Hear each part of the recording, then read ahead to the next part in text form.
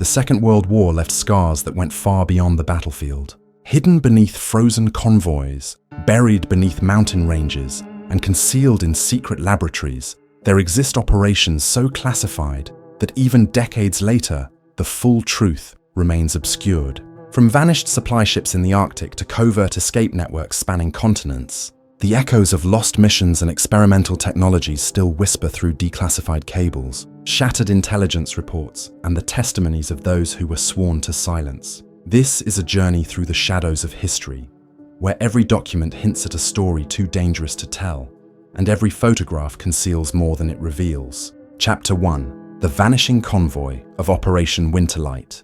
In the early hours of February 14, 1945, the icy waters off the coast of Iceland were stirred by the low hum of engines as convoy Winterlight departed Reykjavik harbour. The convoy consisted of 3 vessels: the Liberty ship SS Harold Freeman, the Liberty-class cargo vessel SS Eleanor Rigby, and the US Navy transport USS Laramie.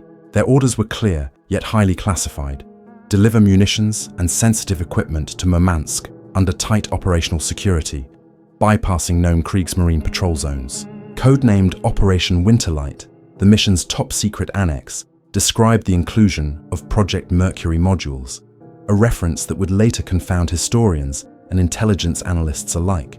The convoy's naval escort was minimal: a pair of Flower-class corvettes, HMS Heather and HMS Poppy, tasked with reconnaissance and anti-submarine screening.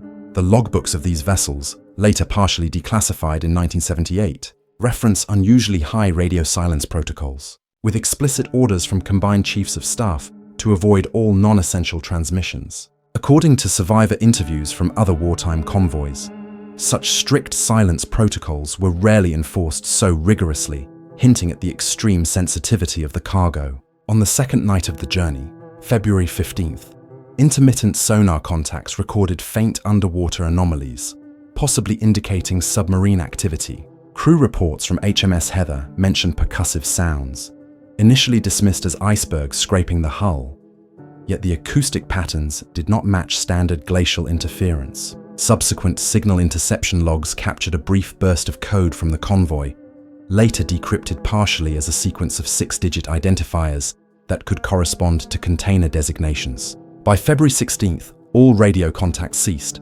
and the convoy vanished from both radar and sonar monitoring stations. Immediate search and rescue missions were launched from Murmansk and Reykjavik, involving both Royal Navy destroyers and Soviet Northern Fleet patrol boats. Yet no debris, survivors, or oil slicks were ever located. Internal memos from the Admiralty, unearthed in 1995, reveal heated exchanges between US Navy and Royal Navy officials, debating whether the convoy was intercepted by Soviet forces, sabotaged by German U-boats, or lost due to experimental equipment malfunction. Subsequent intelligence files, partially declassified in the 2000s, indicate that Project Mercury may have been an experimental radar inversion system adapted from seized German research on electromagnetic cloaking, a technology that could have disrupted both sonar and radio communications. Divers and researchers in the 1980s reported finding wreckage consistent with the Harold Freeman in fjords near the Lofoten Islands, sealed beneath meters of ice and silt. Examination of recovered containers showed them marked with obscure 6-digit codes and US Army intelligence seals, but no records of their contents survived. Cold War-era intercepts from British and American embassies suggest ongoing disputes about the convoy's disappearance, with both sides warning against further investigation. Interviews with surviving officers who were briefed on Winterlight describe a pervasive sense of unease, recalling orders to forget the convoy entirely and the removal of any mention from operational logs. Theories regarding the disappearance range from experimental equipment detonation, deliberate Soviet interception, or internal Allied suppression to prevent exposure of Project Mercury. Decades later, historians analyzing partially declassified documents still confront gaps that defy explanation. The convoy's cargo, intended routes, and final resting place remain obscured under layers of redaction.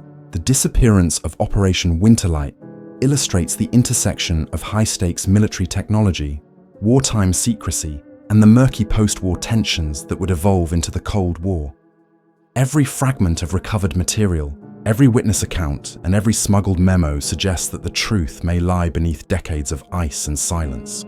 hidden from even the most diligent of archival investigations. It is a case where the Arctic itself seems complicit in keeping secrets, preserving the ghosts of a mission that vanished without a trace, leaving only whispers in the logs, frozen echoes in the sonar records, and a faint trail in intelligence communiques that no one dared follow completely. Chapter 2: Echoes Beneath the Harz Mountains. In the spring of 1945, as the Third Reich crumbled under relentless Allied advances, a specialized SS engineering detachment vanished into the dense Harz Mountains, operating under a Directive 19WII, a top-secret order that authorized the relocation of experimental military assets. These units were tasked with securing what the Führer's most senior officers referred to only as technological continuity projects, encompassing everything from advanced jet propulsion schematics to electromagnetic experiments derived from the captured research of occupied territories. Eyewitnesses from the surrounding villages reported convoys of freight cars painted in black with no markings, escorted by officers speaking in multiple languages. Sporadic detonations were heard deep within the mountain ranges, resonating through the valleys for days. After the war, Allied intelligence attempted to locate these units, but the mountainous terrain, coupled with extensive mining and fortifications, rendered conventional reconnaissance impossible. In 1952, the Bundesnachrichtendienst cordoned off significant portions of the Harz region, citing post-war mine reclamation and safety operations. Yet satellite imagery and aerial reconnaissance later suggested vast subterranean chambers extending kilometers beneath the surface. The corridors were reinforced with steel and concrete, and many appeared to have been constructed to withstand bomb blasts, suggesting long-term use. Declassified NATO communications from the late 1950s refer cryptically to Harz echoes, indicating recovered materials involving non-conventional electromagnetic applications. Several officers who participated in early inspections described a pervasive hum inside the tunnels, though attempts to measure it with standard instruments failed. Reports of missing personnel during these missions were quietly classified under Section 73 of the Allied occupation directives, effectively erasing the human cost from public records. Local accounts recount temporary evacuations of entire villages, transport of heavy freight by night, and security patrols using equipment that resembled modern sonar devices decades before their official development.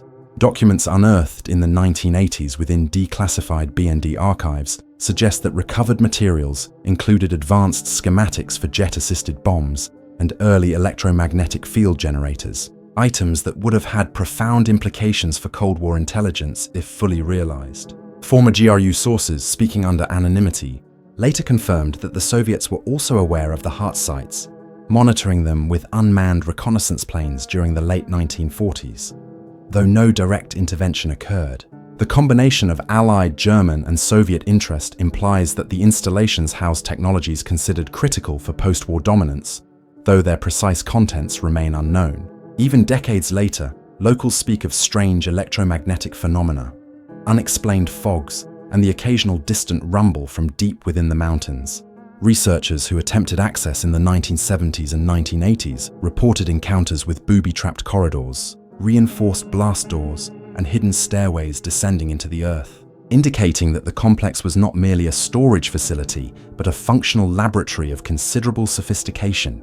Cross-referencing declassified British SIS reports, Bundesarchiv documents, and eyewitness testimonies reveals a coordinated effort to remove all physical and human traces, a process that included both demolition of entry points and reassignment of personnel to unrelated duties under false identities. The surviving documentation is fragmented. Maps annotated with cryptic numerical codes, intercepted radio transmissions mentioning electromagnetic resonance units, and photographs of concrete-lined tunnels partially filled with snow and debris. Some historians hypothesize that the technologies contained within these underground chambers influenced early NATO research into stealth applications and electromagnetic warfare. Though definitive proof remains elusive, what is clear is that the Harz Mountains were more than a hiding place. They were a crucible for experiments intended to shape post-war military capabilities. Today, the mountains still conceal long-forgotten corridors, sealed chambers, and remnants of experiments that may have altered the trajectory of modern warfare. The full scope of Directive 19's operations remains one of the most enigmatic intersections of Nazi ambition, Allied oversight and Cold War secrecy, a labyrinth of concrete, steel, and shadows that defies definitive understanding. Chapter 3. The Odessa Transmission Protocol. In the immediate aftermath of the Second World War, Europe was a patchwork of displaced populations, abandoned military installations, and fragmented intelligence networks. In 1949, British and American cryptographers monitoring shortwave frequencies in Hamburg intercepted a series of irregular transmissions. These bursts, originating from the northern outskirts of the city near Finkenwerder, were brief, encrypted, and anomalous, appearing to reference Odessa, the elusive Nazi escape network responsible for relocating high-ranking officers and technical personnel to neutral countries. What alarmed analysts was not merely the mention of Odessa, but the structural composition of the transmissions, which mirrored Allied signal encryption protocols. It suggested that someone within Allied communications, or possibly a rogue faction, was actively protecting the movements of former enemy operatives. British SIS operatives traced the source to a decommissioned U-boat pen, heavily camouflaged, with cables extending beneath the concrete into unknown subterranean junctions. These conduits fed into a private transatlantic relay leased by a shipping company registered in Buenos Aires, a city long suspected of harboring Nazi fugitives. Further investigation revealed that the shipping firm maintained a fleet of unregistered freighters,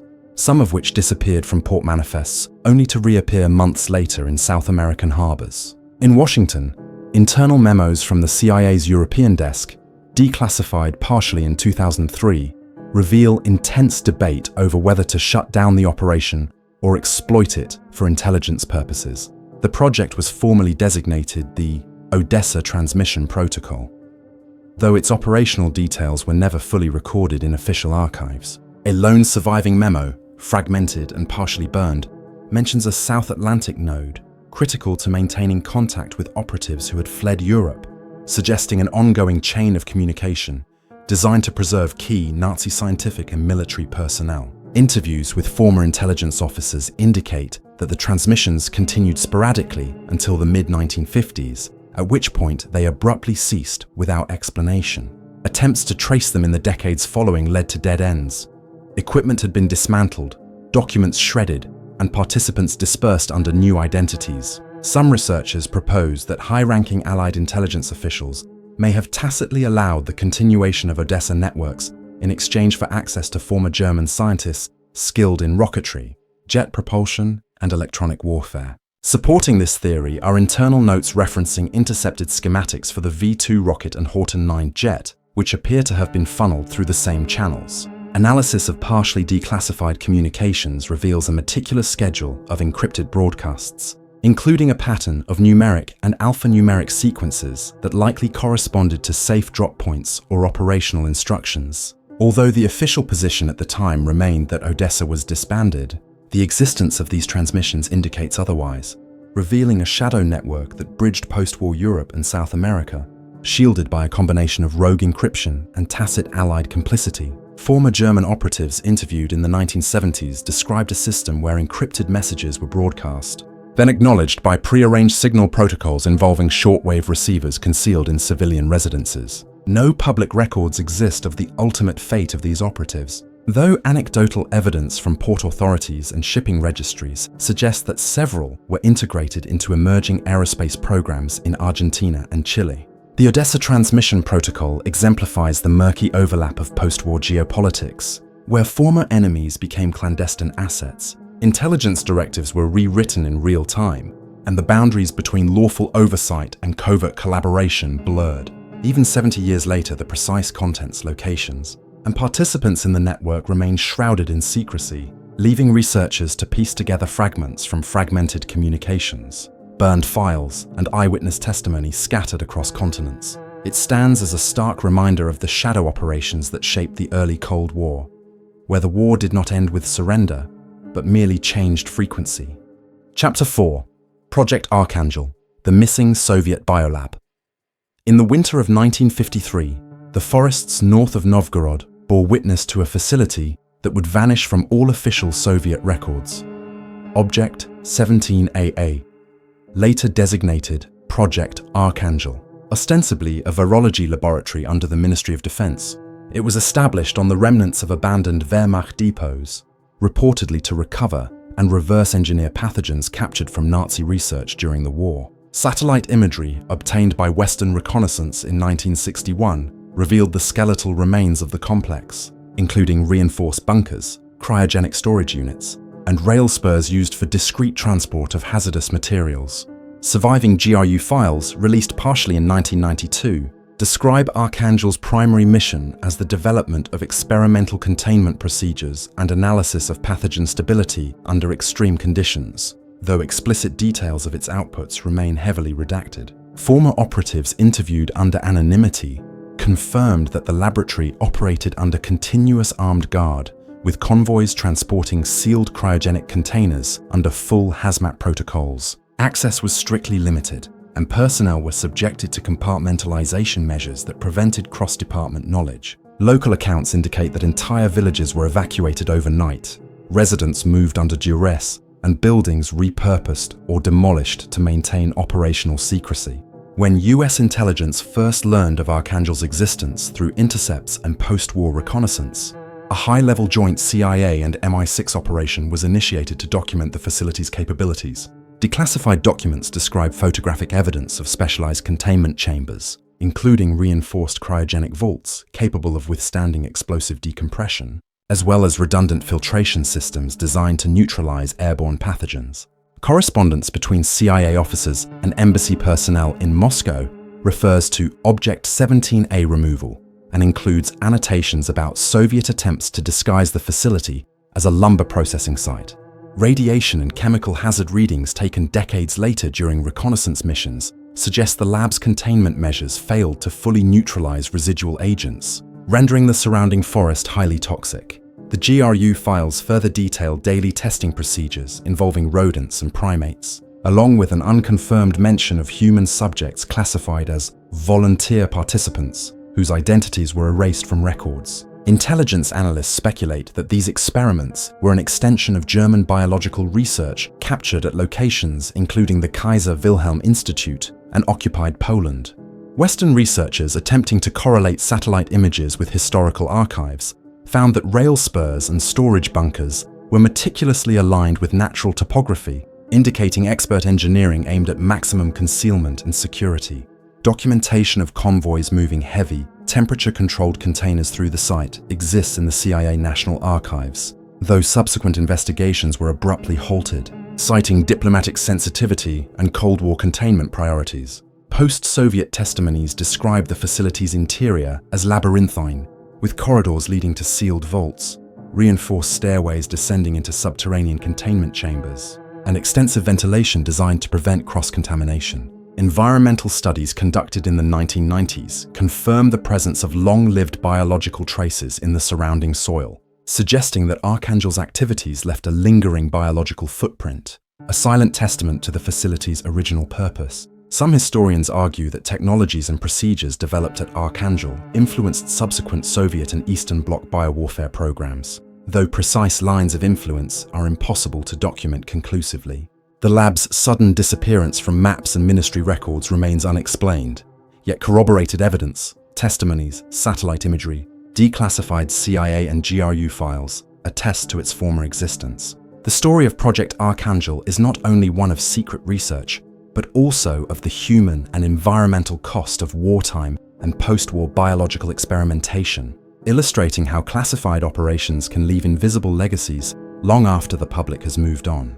To this day, the forests north of Novgorod remain restricted, with occasional reports of unusual electromagnetic readings and soil anomalies, suggesting that the ground itself retains traces of what occurred there, preserving one of the Cold War's darkest and most enigmatic chapters. Chapter 5: The Ghost Pilots of Operation Silverwave. In the winter of 1946, Allied intelligence became aware of a phenomenon that defied conventional explanation. Unaccounted Luftwaffe aircraft operating in northern European airspace months after Germany's surrender. Operation Silverwave 4 was launched jointly by the RAF and US Army Air Forces to investigate these ghost squadrons, rumored to be transporting high-value personnel, advanced aircraft prototypes, and classified technical documentation to neutral territories in Scandinavia. Reconnaissance flights over the Norwegian Sea recorded blurred silhouettes of aircraft in formation, moving at velocities exceeding the known capabilities of wartime designs. No transponders or identifying marks were detected, and intercept teams reported that the aircraft emitted minimal radar signatures, suggesting early experimentation with radar absorption techniques. Norwegian coastal logs from early 1946 describe sporadic landings on improvised airstrips, attended by foreign military personnel and heavily guarded by armed units, sometimes reportedly under the observation of British intelligence officers. Debriefed pilots who attempted visual confirmation described airframes resembling the Horten 9Z glider and jet prototypes, modified with unknown propulsion systems and unconventional aerodynamics. Internal RAF and US intelligence correspondence, partially declassified in 2005, reveals a covert collaboration with former German engineers to test high-altitude and long-range performance without drawing public attention. Witness statements collected in the 1970s recount sightings of fully armed aircraft taking off from snow-covered clearings at night, often accompanied by ground vehicles transporting crates marked with experimental designations. Some crates reportedly contained guidance systems, turbojet components, or aerodynamic test equipment.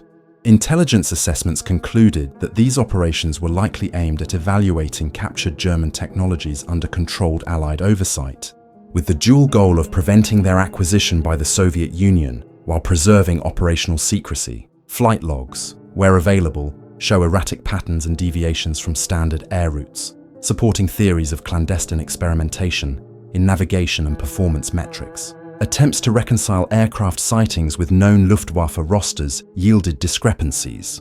Several pilots involved were never officially documented as POWs or wartime casualties, indicating possible recruitment under covert programs.